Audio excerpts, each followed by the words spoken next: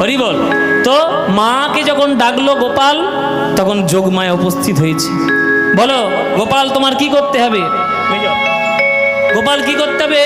বলে মা গো, তুমি আমাকে আজকের একটা নৌকা জোগাড় করে দাও। নৌকার উপরে উঠে আমি রাধারানীর সঙ্গে মিলিত হব, কেননা এই যমুনাকে আমি কথা দিয়েছিলাম আমি রাধা গোবিন্দের মিলন দেখাবো।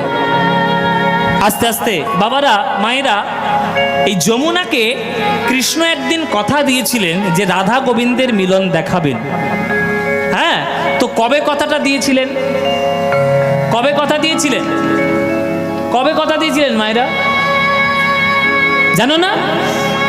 যেদিন জন্ম হয়েছিল সেই কংসের কারাগারে। কংসের কারাগারে দেবকী গর্ভ থেকে কৃষ্ণ জন্মগ্রহণ করলেন। দেবকী বসুদেবের মনে ভয় আছে যে কংস তাদের ছেলেকে নষ্ট করতে পারে, মেরে ফেলতে পারে।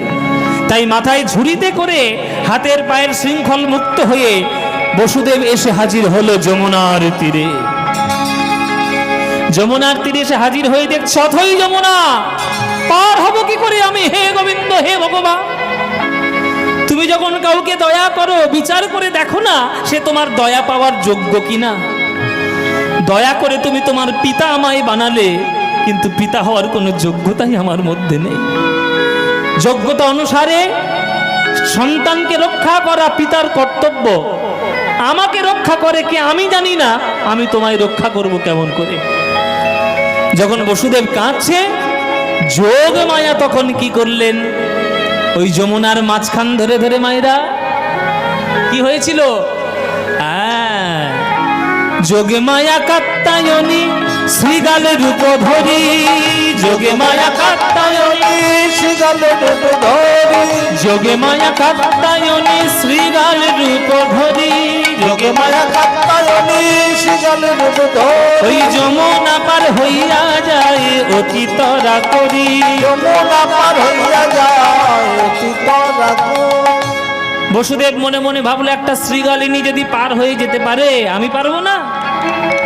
এই বলে শ্রীগালিনীর পিছন ধরে ধরে যেতে লাগলো আমাদের এই বসুদেব কৃষ্ণকে নিয়ে।